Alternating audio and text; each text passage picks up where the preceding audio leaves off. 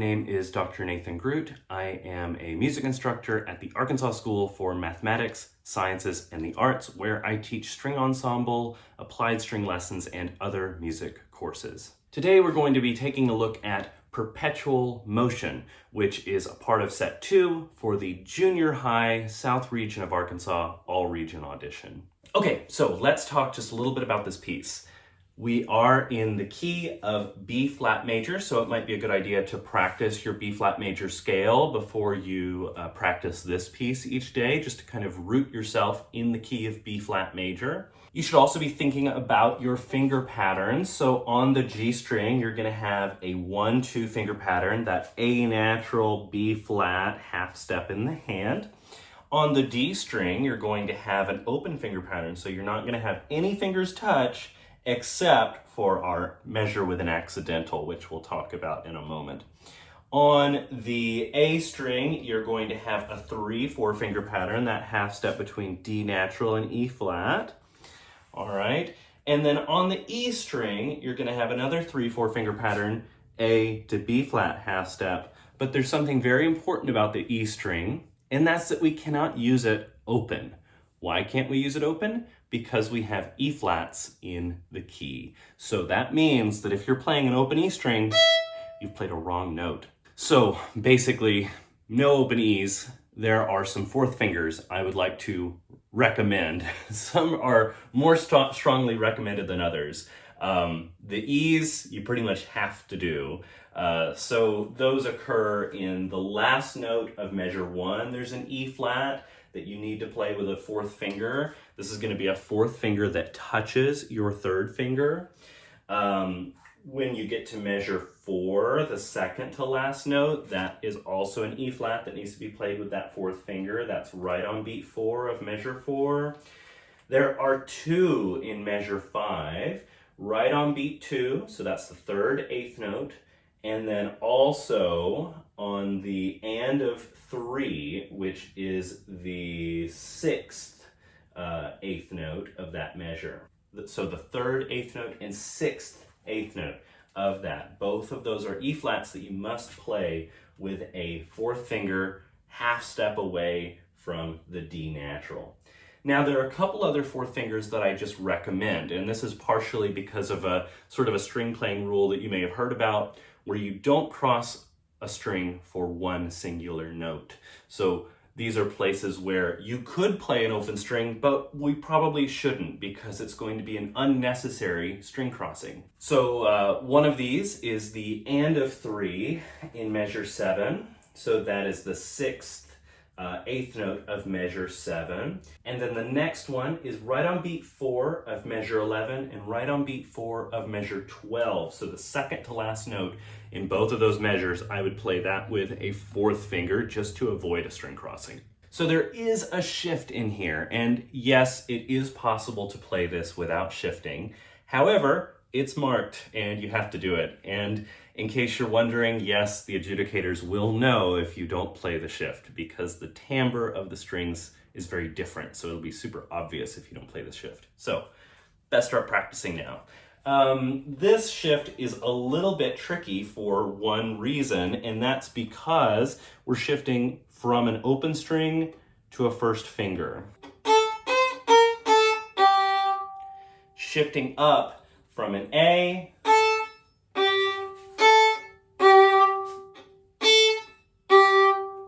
So this is maybe something that you could boil down into a little exercise for yourself. B flat, A, G. To focus on getting that distance, that movement from first position to third position. The reason this is a little bit tricky is because a lot of times when we shift, we have this tactile feeling of our finger on the string.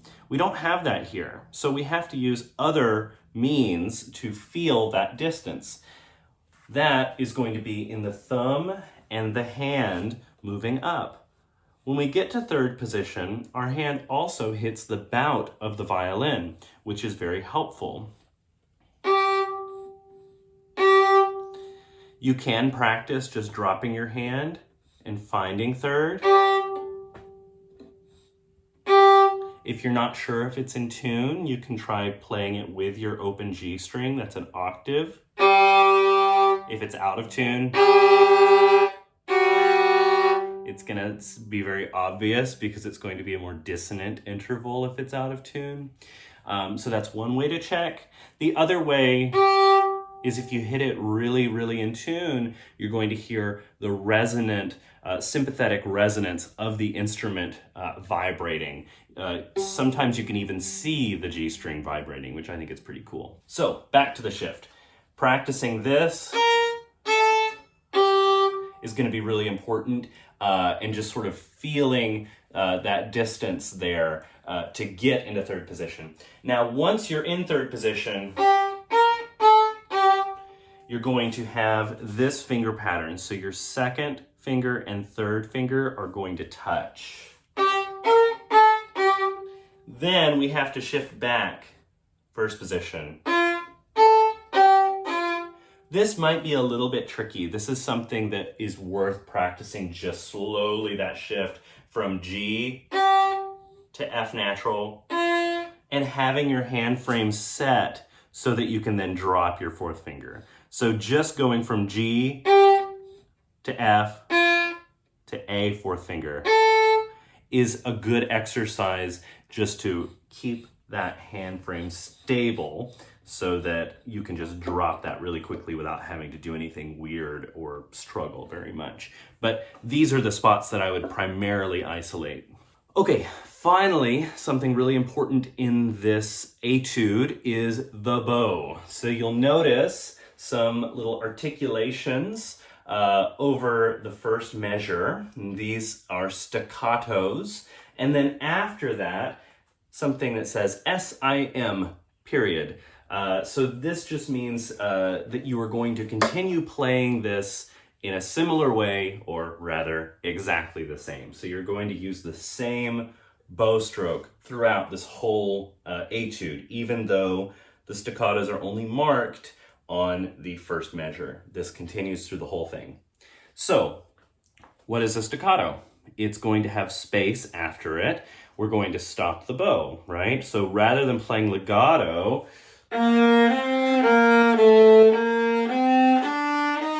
we're gonna stop the bow.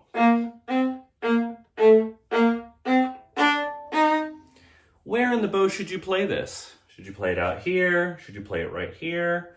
Probably not at the extremes. I think if you're way out at the tip, that's a useful exercise, but it's not the most comfortable place to play it. At the very frog, again, good exercise, not the best place to play it. I recommend somewhere around the middle or slightly closer to the frog. So every bow has a balance point to it. This is a very springy part of the bow. If this were a lot faster, you might do sort of a brush stroke. In this case, it's not necessary to do a brush stroke because it's only at 80 on the metronome. So we're just going to keep the bow on the string, but we're going to make it nice and short. Just like that. So one additional thing about this bow stroke, I like to focus more on the initiation of the stroke and kind of let it go a little bit. That doesn't mean that I'm coming way off the string or anything. I'm staying on the string, or at least very, very close to the string. What I'm not doing is being super, super gluey. Now, being super gluey can be a really helpful thing to practice. And it sounds honestly fine. If I heard this in audition, I wouldn't think that much of it. But in my opinion, I think releasing a little bit of that weight after the initiation of the stroke is a little bit of a nicer sound.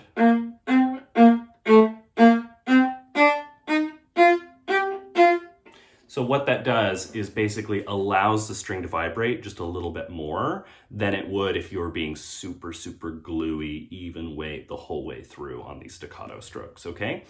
Try to make sure that all of these staccato strokes, down bows, up bows, first measure, last measure, not last measure, second to last measure, because the last measure is a half note. Make sure that all of these sound the same. It's hard, but try to make sure they sound really even. Try recording yourself and ask yourself, do these all sound like the same bow stroke, right? All right, so I'm gonna play this at some slower tempos with the metronome. We're gonna start at 60 and then do 70 and then do 80, which is our goal tempo. So we won't do a ton of them. If you need to go a bit slower, you absolutely can and should. You can also practice in small chunks, and in fact should practice in small chunks. It's, even though I'm giving you this example of sort of going through from beginning to end at different tempos, you should practice in a lot of different ways.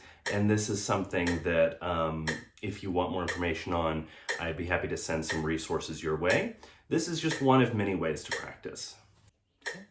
Here it is at 60. 1, 2, 3, and 4, and.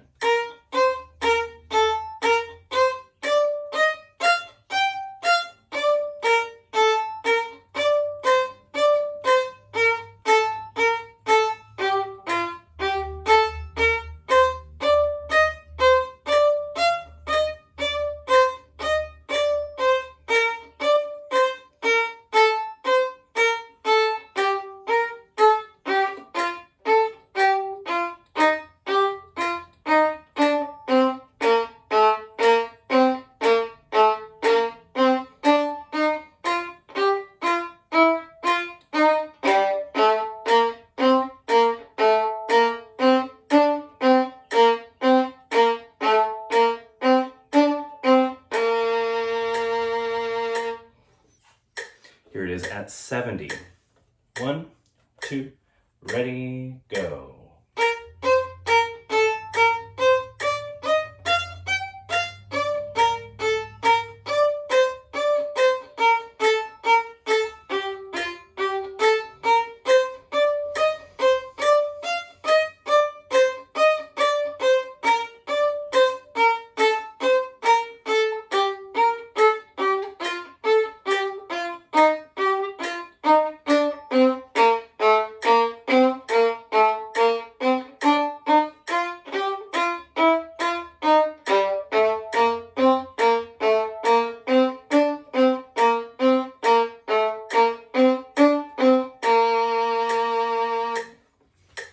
Here is our goal tempo of 80.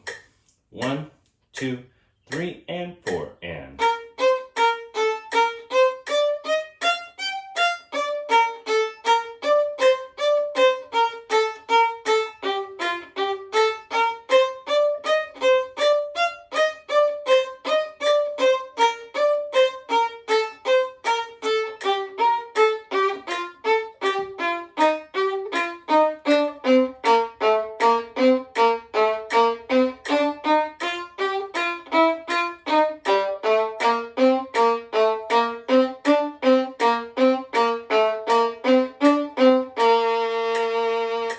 All right, I hope this video has been somewhat useful to you. If you have any questions or if I missed anything that you're curious about, just let me know. You can comment below, you can reach out to me through my website, either way. But otherwise, I wish you the best of luck at your audition and happy practicing.